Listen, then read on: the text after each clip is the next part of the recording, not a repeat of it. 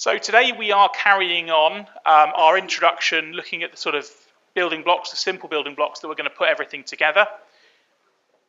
We're going to have a look at entities, attributes and keys, and how we actually tie those together. So I mentioned to you, I've already mentioned we are using today's meet. If you want to ask any questions, fire that up and pop them away. And when we get to the end of the session, I'll have a quick look and I'll answer any questions that you've got on there. Likewise, as you've seen today, what I'll try and do is pick it up at the start of any future session. So if you've got any burning questions, you can always ask it on there and I'll try and pick up what's happening.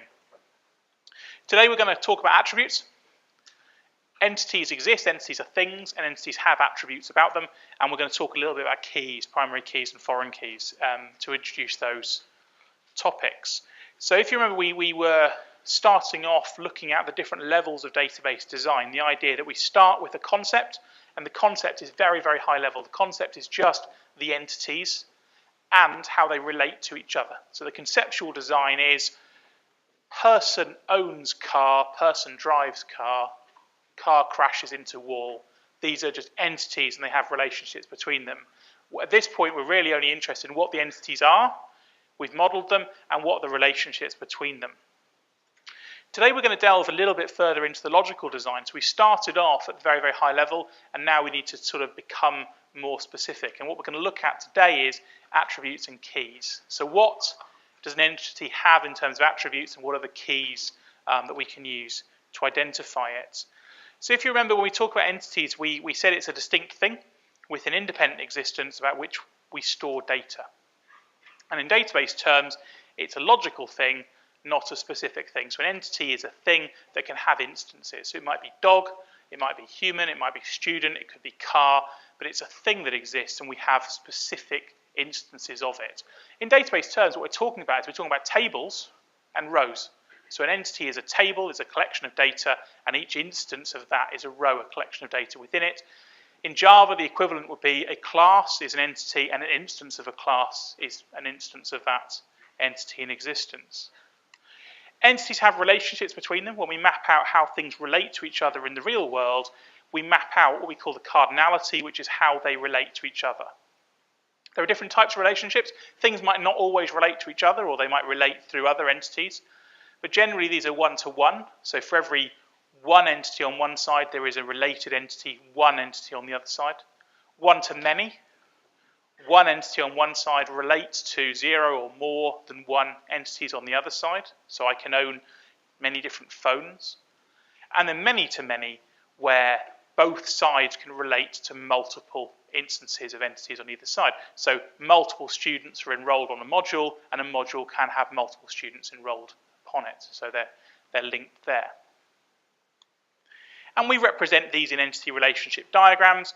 We use all the funny pictures and the lines that we talked about last time with the circles in to represent whether it's 0 or 1.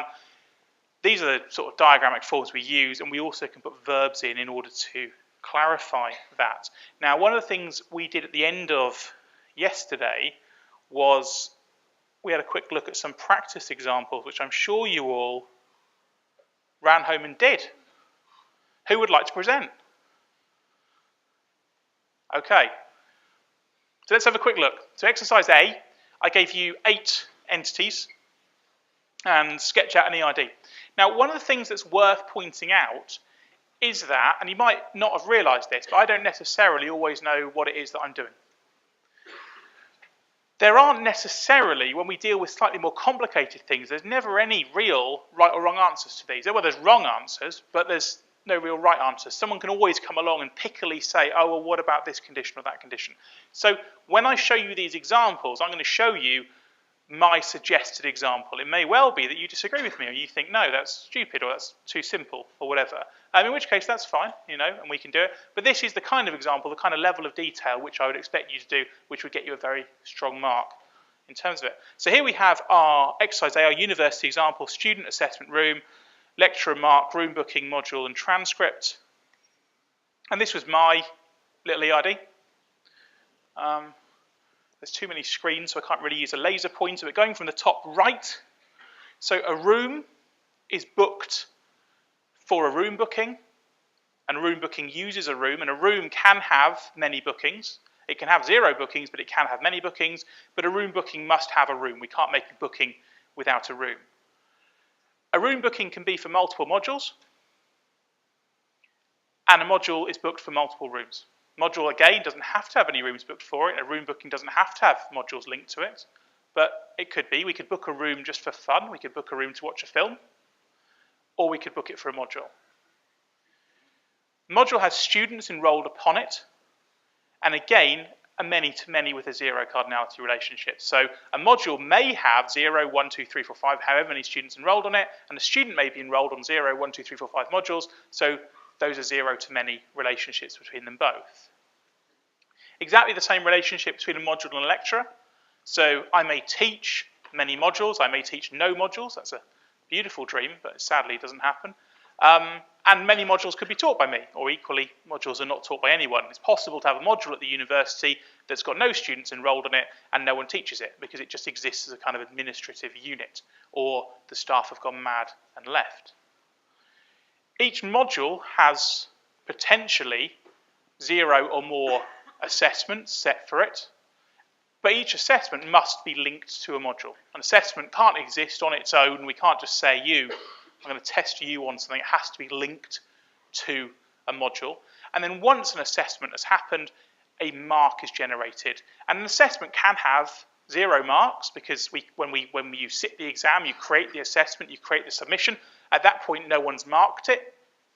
And no one might ever mark it, if you're lucky. Or it could have many marks against it because you submit an assessment, I mark it, you appeal the mark, someone else marks it. So actually one assessment, one submission can have multiple marks against it.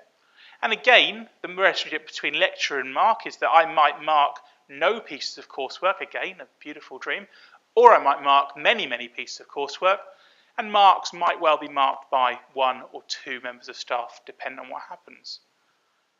The mark relates to the student because they're the ones that submitted it, and as a student you might have no marks, 1 mark, 2 marks. And finally, marks are what we use internally to generate stuff. What we actually externally produce, what you will leave with in 15 years' time, whenever it is that you graduate with your piece of paper, will be a transcript of marks that goes onto it. The door's being weird again, we'll just ignore it. And the transcript will contain certain marks and it won't contain other ones. There's a really complicated system that I really don't understand, that if you sit something and fail it, but then you resit it, when we produce your transcript of marks, we don't say, haha, they failed this. It only lists the successful areas that are on there. So it's more complicated than you think. So that was my solution, if you like, my quick and dirty solution. Does that make sense? Yes? Does anyone disagree? Does anyone have anything else exciting? If you do, stick it on the forum and we will debate it. So the second example, very quickly, consider a pet grooming parlour. You want to devise a database system to bring it into the modern age. So to give you an idea, the first assignment for this, the class test in week 7, will be along the lines of something like this. Obviously, this is very early days, so it will be more advanced, but it will be to take a real-world scenario and go through the exercise of mapping the entities, the relationship, the attributes. So it's the design thing. It's take a textual description and turn it into entities. So Shiny Pets Inc. deal with both cats and dogs, employ a number of different treatment specialists, and define entities, relationship, ERDs. Now, I got a bit lazy on this. I didn't bother doing verbs. I just kind of sketched it out and put it there. I don't think we need to specify cats and dogs as separate entities. I think the entity there is animal. Because what if we want to expand out later on and do hamster washing? It's a good business, that. Going on Dragon's Den with it. We might want to. And is there any difference between cats and dogs, really, in terms of how we deal with them? Do we need to have them as separate entities? I don't think we do. So I think we have the entity as animal, and the instances of that animal are Fido, Kitty, whatever, the actual animals that we get in. Each animal has an owner, and each owner must have at least one animal. So the difference here is I haven't put the 0 in, the little white circle, because I view that in order to be an owner, you kind of got to have an animal. If you turn up at my pet grooming parlour and you haven't brought an animal, That's just weird. Each animal has a booking, may have a booking. It might have 0 bookings, it might have more than 1 booking, so here we are using the 0, but each booking must be for an animal. Again, you can't make a booking if you haven't got a dog. Each booking has at least 1 treatment in, but could have many treatments, so again, it's no longer a 0 relationship, it's a 1 or more than 1, and each treatment must be related to a booking. And then finally, for the treatments might involve 0 or more than 1 specialist, if we're going to get them in to really clean that hamster, and vice versa. So that was my solution for the pet grooming parlour. And hopefully, again, that kind of makes sense to you. If anyone else has anything particularly different, great, that's good. Let's open it up for debate, stick it on the forum or whatever, and we'll come back to it. So those were my little solutions. So let's go back to entities and attributes. Okay, so we know what entities are, we know what relationships are. Now let's talk about attributes of entities. So in database speak, attributes are the properties or characteristics of an entity. Entities exist, and entities have attributes about them. These are things that we would contain and we would put on. So I exist, I hope. I am a human, and I have attributes. I have a height, weight, size, lack of hair, name, date of birth, all these other things that exist about me that if you were keeping a computerized record, you would have. And most of the things that we want to keep exist with attributes. Pardon me. If they didn't have attributes, really we're not that interested in them, they're not that exciting. Every entity that we keep track of will have these attributes that we map and we use in order to map the data about them. And there are lots of different attributes dependent on different people. And attributes can have a lot of different classifications. So here are a few of the things that we can say about attributes. Within our database talk, we can say attributes are required or optional. So we have a database, we have an entity, and an attribute of it could be required, it could be necessary, in which case you can't have an entity without this attribute, or it could be optional. They can be simple, or they can be composite, and we'll come on to that in a second, seeing how it works, whether it's just a very simple attribute, your name, or whether it's a combination of other things. They could be single value, or they could be multi-valued. So most attributes in a simple database just have a value. What's your name? What's your age? What's your date of birth? What's your address? Simple set of data. What subjects are you taking? More complicated, because you're probably taking more than one. What are your special skills? What are the top 3 moves you would use in a ninja fight? These are all useful things to know about people, and they are more complicated. So it's not a single thing. We need to find some way of storing multiple values to go in. And are they stored values or are they derived values? And again, we'll come on to that in a minute, that we don't really need to store all the data. If I know your date of birth, I don't need to store your age because I can derive it, I can work it out. Right? And in fact, it would be wasteful to store your age because within a year, the data would be wrong. And are they identifier attributes? Are they keys? Which is something we're going to come on to in a minute, which is ways of uniquely identifying that record of that person or that data as we go along. So to give you an idea about optional values, is this attribute required or can it be blank? So if we had a account, IT account entity, something like that, we might have a list of attributes like this, name, email, password, title, office, phone number, and we would want to identify which of these were required and which were not. The required attributes, we would say, if they're not present, you cannot create the entity. You can't create the man with no name inside your IT account. Things go rapidly wrong if no one has a name or an email. They can't log in if they don't have a password. So these then become required entities, but actually, there's probably a whole lot of other stuff we store, like phone number, office, location, shoe size, all of this kind of stuff, which isn't required because we don't really need it. We can define it that these are optional attributes. These are things we might have, things we might like to store, things that if we have them available, we'll store them and we'll display them. But the rest of the time, we don't require them.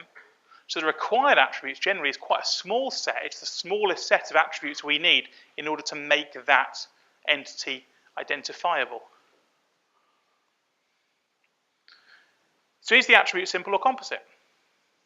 A self-contained attribute is simple, but it might actually be made up of other attributes, in turn, composite.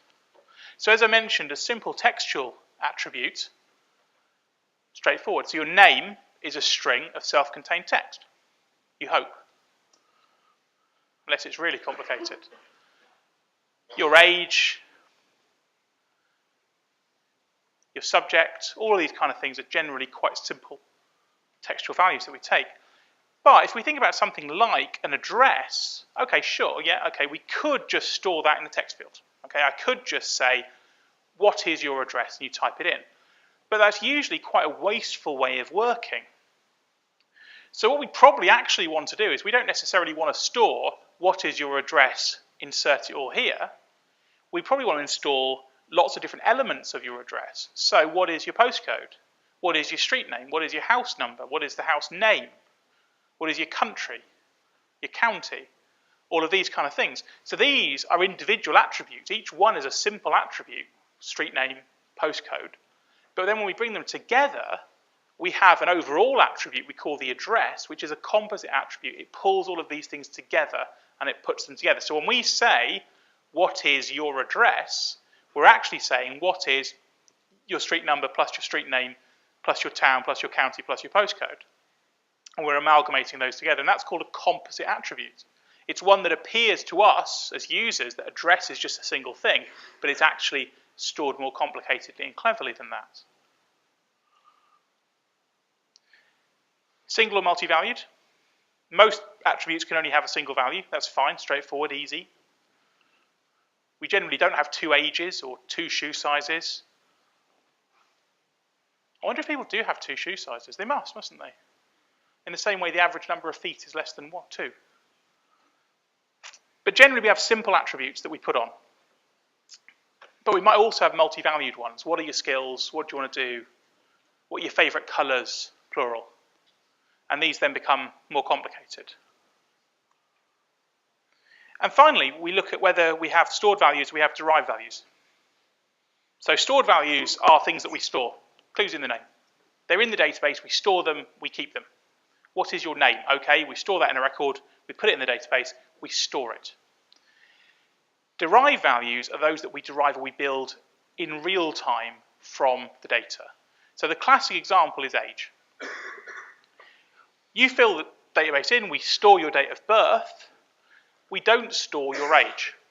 If I ask our system, our database system, for your age, it's quite a simple calculation. It's number of years from when you were born to now, and that will be your age. But we don't actually need to store that in the database. So we might well have derived attributes. Other classic derived attributes are your formal name. So, we're at a university, and I don't know if you've noticed, but universities are a bit obsessed with titles. They love it. They make a big deal of the fact that you've sacrificed a large part of your best years of your life to following a crap academic career, and thus you get a title on the end of years. Anyway, sorry. And it's worth it. It's not worth it. So you do that. We put titles on, or when you graduate, you've got BSc, BEng, all these kind of things you want to put on the end of your name. And so we would store these. We have first name, middle name, surname, title, all this kind of stuff. And then we store those individually, and then when we're generating a nice letter to you, we would generate a formal name, which we'd put on the envelope. So the Professor Most Reverend Dr. Bob, or whatever we'd put on there, putting all the different attributes together. And then we could then still start the letter with Dear Bob, because we know your first name separately. So we store everything separately, we decompose everything, we store everything at nice levels of detail, but we can derive greater attributes from them and put them together. And likewise, I want to address you on the envelope. Well, we can put in title, surname, address, all of this. So we can derive attributes rather than store them individually. We actually work them out from other composites and things that go in. So it all comes back to diagrams, right? I know we've not looked at a picture now for at least 5 minutes, so you're all getting upset. it all comes back to more pretty pictures and how do we represent relationships within ERDs, entity relationship diagrams. So this is an example ERD, and this shows us then how do we represent attributes. So you will hopefully remember, because it was only, well, in fact, earlier today, we recapped that in an ERD, an entity is a thing in a box in the middle. So here we have an entity and the different types of attributes that can come off. So on the left, we have a simple attribute. This is a stored attribute. It's a simple attribute. It goes in, nothing to worry about. Down at the bottom, double ring oval shows a multi-valued attribute. That is an attribute that can have many values, not many different values, many values at the same time. So it can store many different values that goes in. We use a dotted line to show a derived attribute because it doesn't really exist, man. We kind of just create it on the fly as we go through. And then finally at the top, that's how we show a decomposer, a composite attribute, that we have three parts, A, B, and C. These are normal stored attributes, and they are then pulled together into a composite attribute, which is then read. So for example, address, that kind of thing. And these are the standard notations that we use in entity relationship diagrams to go from just entities to boxes to showing the attributes that are on them.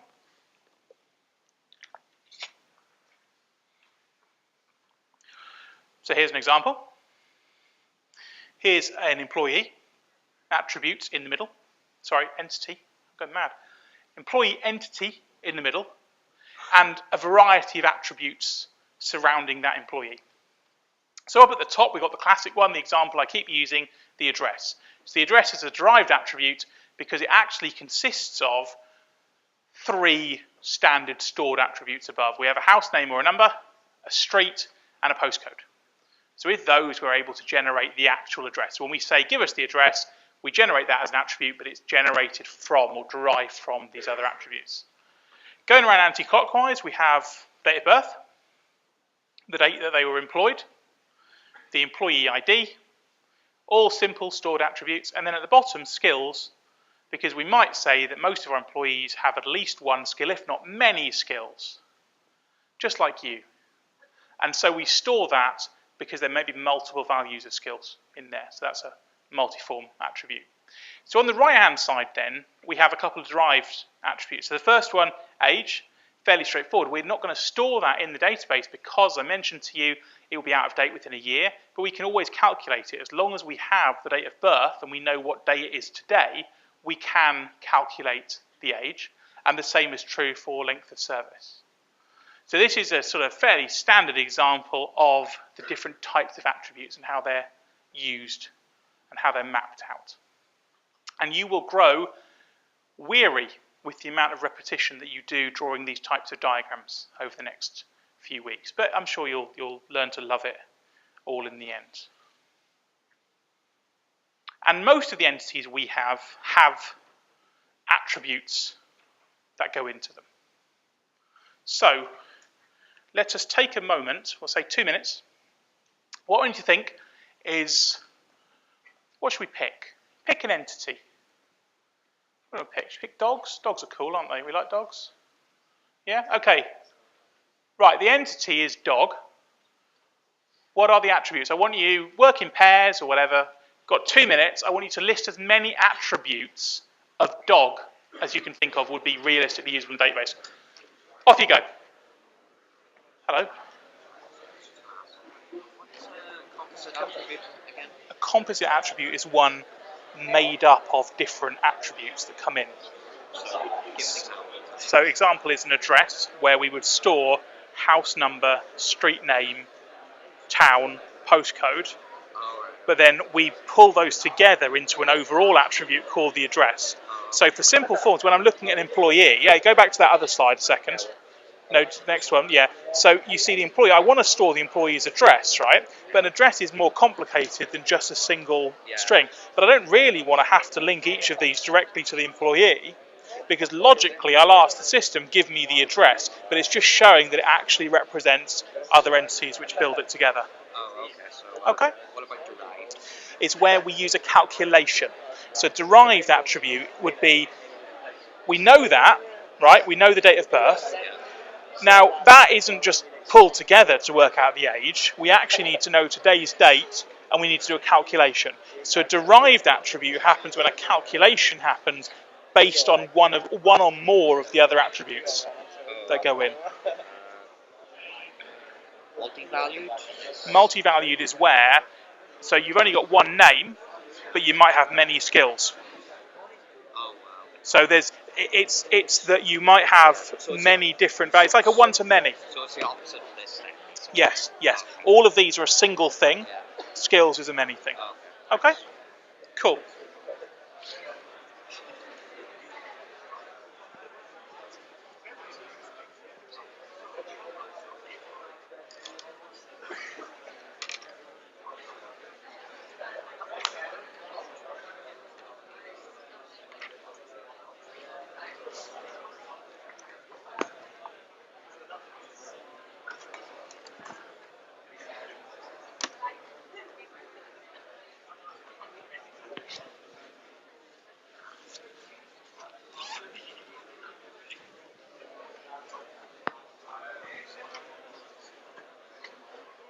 No, bloody.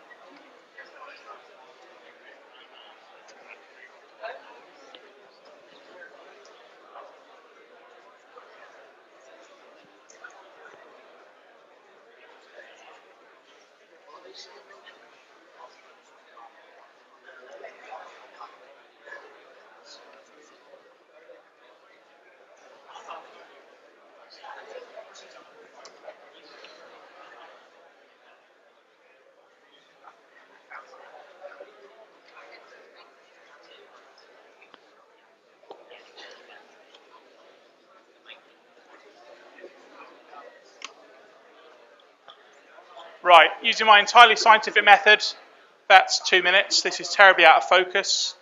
I don't know. Right, okay, so you've always got a long list of attributes that relate to the entity dog. Okay, so who wants to start us off?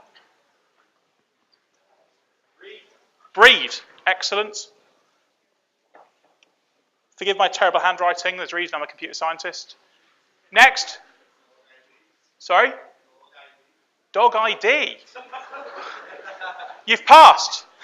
Off you go. Dog ID. Damn right. Very good. Next. Sex. Ha, ha, ha, ha, ha. Next. Name. Yes. Now, do dogs just have a name? Has anyone got a pet that they take to the vet? When the vet books it in, do they just call it Fido? Sorry? UID? What? A patient ID? No, I was thinking more. The vets always call your dog Fido Smith. Or so. I don't know if you ever noticed that. They use your family name. So I'm going to add that. I'm going to add name Fido and also family name. What other attributes might a dog have? Sorry? Owner's name, yeah, okay, owner. Could be either, couldn't it? Because it might have had a long tragic life, this dog. So it could have a different name. We can't question people have that. Right, any more? Vaccines, yeah. Anything else? Sorry? Age. Would we store the age? Okay, yeah. Age, stroke, date of birth. Because we would. It's a derived attribute. Okay. Anything else? Pedigree. Someone knows their dogs. Any other things? Colour? Yeah. Size? Anything else? Address, yes. Useful to know, so you can put it home in a taxi at the end of the night. Anything else? What about if it's on the dangerous dogs register? It wouldn't be, would it? No? Okay. And then very quickly, what do we think these are? Are these So let's go through it. Let's find out what. So are these required attributes? Are they composite? Are they derived? So is breed a required attribute? Not necessarily, is it? We don't want to not be able to store a dog because we don't know its breed because it's some kind of weird looking thing. Is dog ID required? Yeah, almost certainly we're going to need some kind of unique identifier to go in. Sex? Yeah.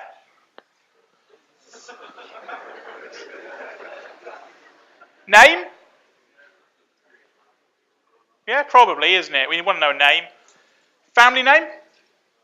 No, might not have a family. Poor little thing. Owner?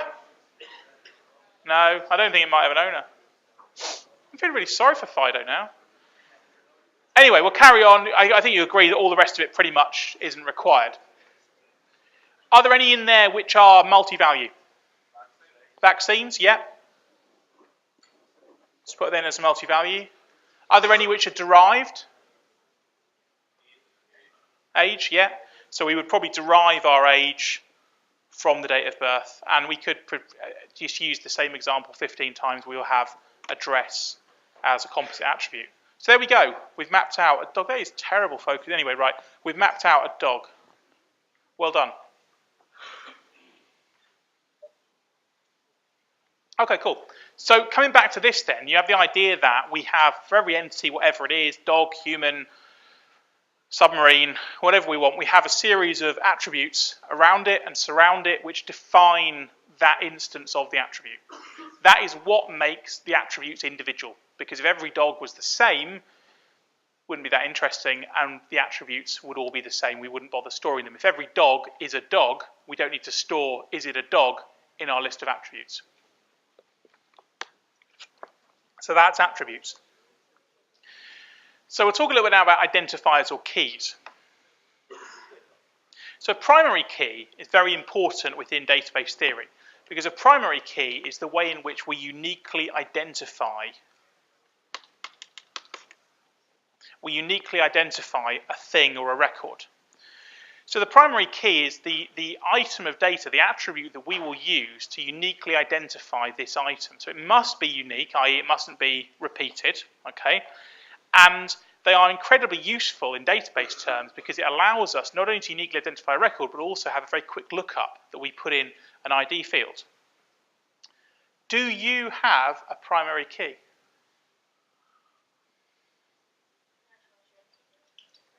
Okay. When did you get your national insurance number? Because it's a great answer. Can you not remember? I think it's 16, isn't it? They like to work you young. It's 16 you get your national insurance number. And you did exist, I assume, before then. So you got it. Sorry, yeah, you got an idea? Fingerprints. So your unique ID, yeah, okay, all right. Potentially, yes, unless you're one of these conspiracy theorists that believe fingerprints go, yeah. Your name. Okay. And that is one of the reasons why, I agree, we're often use our name, that's how we uniquely identify ourselves. But actually, if you're the government and you get involved in government data systems or involved in sort of like large systems I used to work with, names are a nightmare because people often have the same name. And when we try and identify a kid, they don't have a national insurance number. So the way that we try and uniquely identify children, and I've been involved in systems like this, is you say, okay, so it's a composite key. We'll look at who are the parents, where were they born, and what's their name. And the hope is that no parents would have twins on the same day and call them the same thing. One day someone will, and the entire system will come crashing down.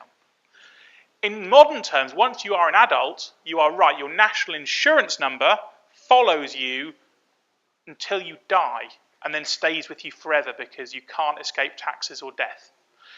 I'm currently going through the process of registering to vote over here because apparently I have to, and there's some issues with that, so I have to prove who I am, and I've had to have a letter written from the National Insurance Agency confirming my national insurance. They won't take my word as a gentleman that my national insurance number is correct. So that's how serious it takes. That is your unique identifier. That will follow you.